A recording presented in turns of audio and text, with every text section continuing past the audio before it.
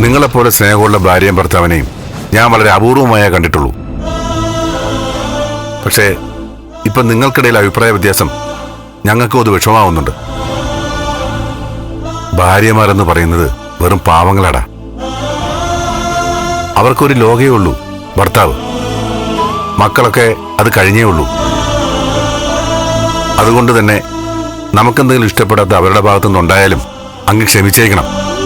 അവർക്കൊരു ലോകേ ഉള്ളൂ, ഭർത്താവ്. മക്കളൊക്കെ അത് കഴിഞ്ഞേ ഉള്ളൂ. അതുകൊണ്ട് തന്നെ നമുക്കെന്തെങ്കിലും ഇഷ്ടപ്പെടാത്ത അവരുടെ ഭാഗത്തുനിന്നുണ്ടായാലും അങ്ങ് ക്ഷമിച്ചേക്കണം.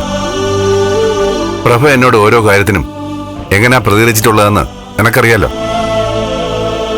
പക്ഷെ അതൊക്കെ ഞാൻ സംയമനത്തോടെ കൈകാര്യം ചെയ്തു.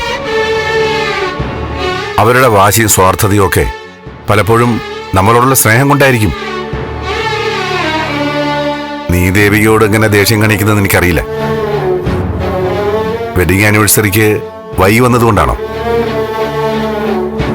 ഇന്നത്തെ കാലത്ത് അവളെപ്പോലൊരു പാവം കുട്ടി ഒരിക്കലും അറിഞ്ഞുകൊണ്ട് തെറ്റ് ചെയ്യില്ല.